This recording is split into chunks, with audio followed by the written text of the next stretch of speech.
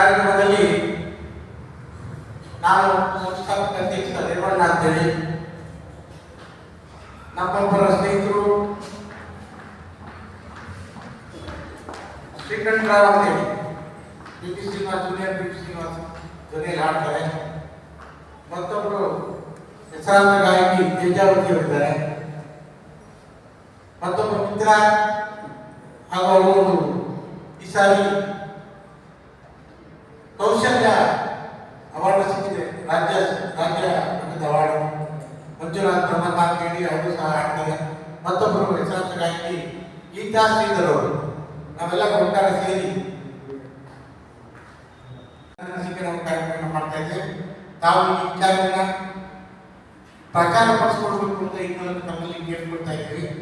ಮತ್ತು ಈ ಒಂದು ಕಾರ್ಯಕ್ರಮ ವಿಶೇಷವಾಗಿ ಏನು ಅಂತಂದ್ರೆ, ಎಲ್ಲ ಹಳೆಯ ಗೀತೆಗಳನ್ನ ಬಹಳ ಕುಳಿತ ಕಲಾವಿದರನ್ನು ನಾವು ಪ್ರಸ್ತುತಪಡಿಸ್ತಾ ಇದ್ದೀವಿ. ತಾವೆಲ್ಲರೂ ಪ್ರಚಾರ ಪಡಿಸುವಿಕೆಯನ್ನು ಹೆಚ್ಚು ಜನರು ಬಂದು ಭಾಗವಹಿಸುವ ರೀತಿಯಲ್ಲಿ ನಮಗೆ ಸಹಕಾರ ನೀಡಬೇಕು ಅಂತ ತಮ್ಮಲ್ಲಿ ಕೊಡ್ತೇವೆ. ಈಗ ಶ್ರೀಕಂಠರಾವ್ ಮಾತಾಡ್ತಾರೆ. ಮಾಧ್ಯಮ ಮಿತ್ರರಿಗೆ ಮತ್ತೊಮ್ಮೆ ಕರ್ನಾಟಕ ರಾಜ್ಯೋತ್ಸವದ ಶುಭಾಶಯ ನೀಡುತ್ತಾ, ಈ ಒಂದು ಕಾರ್ಯಕ್ರಮದಲ್ಲಿ ನಾವು ಸಕ್ರಿಯವಾಗಿ 85-90 ದಶಕದ ಹಳೆಯ ಹಾಡುಗಳನ್ನು ಈ 11ನೇ ವರ್ಷದ ವಾರ್ಷಿಕೋತ್ಸವದ ಸಮಾರಂಭದ ಫಲವಾಗಿ ಹಳೆ ಹಾಡು ಕನ್ನಡಗಳ ಒಂದು ಬರೆಯುವ ಗೀತೆ ಗಾಯನವನ್ನು ನಡೆಸ್ತಾ ಇದ್ದೇವೆ. ಇದೇ ದಿನ ನಾಳೆ 12ನೇ ತಾರೀಕು ಮೈಸೂರಿನ ನಾದಬ್ರಹ್ಮ ಸಂಗೀತ ಸಭಾಂಗಣದಲ್ಲಿ ಈ ಒಂದು ಕಾರ್ಯಕ್ರಮ ನಾವು ಏರ್ಪಡಿಸಿದ್ದೇವೆ. ತಾವೆಲ್ಲರೂ ತಮ್ಮ ಒಂದು ಶ್ರದ್ಧೆಯಿಂದ ಹಾಗೂ ತಮ್ಮಗಳ ಒಂದು ಅಭಿಲಾಷೆಯಿಂದ ಸಾರ್ವಜನಿಕರಿಗೆ ಒಂದು ಗೀತ ಗಾಯನದ ಕಾರ್ಯಕ್ರಮ ತಲುಪುವಂತೆ ನಾವು ನೀಡಬೇಕು ಅಂತ ಕೇಳ್ಕೊಳ್ತಾ ಮತ್ತೊಮ್ಮೆ ನಮಸ್ತೆ. ಗೀತ ಗಾಯನ ಕಾರ್ಯಕ್ರಮ ನಾವು ಒಪ್ಪಿಕೊಂಡಿದ್ದೇವೆ ಮತ್ತು ಅಭಿನಂದನಾ ಸಮಾರಂಭವನ್ನು ಸಹ ಏರ್ಪಡಿಸಿಕೊಂಡಿದ್ದೇವೆ. ಈ ಅಭಿನಂದನೆ ನಮ್ಮ ನಿಮ್ಮೆಲ್ಲ ಮಿತ್ರ ಕೆ. ಶಿವಕುಮಾರ್ ಅವರಿಗೆ, ನೂತನ ವಿಧಾನ ಪರಿಷತ್ ಸದಸ್ಯರು, ಅವರಿಗೆ ಅಭಿನಂದನೆ ಇಟ್ಕೊಂಡಿದ್ದೀವಿ.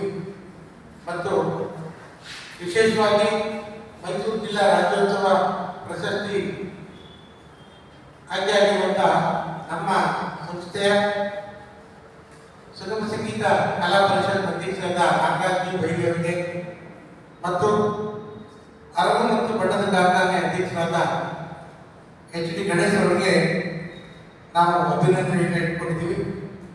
ಅಭಿನಂದನೆ ಮಾಡುವವರು ನಾಗರಾಜ್ ಬೈಲಿ, H.A. ವೆಂಕಟೇಶ್, KPCC ವಕ್ತಾರರು, ಸಮಾಜ ಸೇವಕರು ಹಾಗೂ ಸಾಂಸ್ಕೃತಿಕ ಚಿತ್ರಕರಾದ ಕೆ. ರಘುರಾಮ್ ವಾಜಪೇಯಿ ಅವರು, ಮತ್ತೆ ಸಿ. ಅರಕುಮಾರ್, ಖ್ಯಾತ ಅಂಕಣಕಾರರು ಹಾಗೂ ಲೇಖಕರು ಅವರು ಬರ್ತಾರೆ.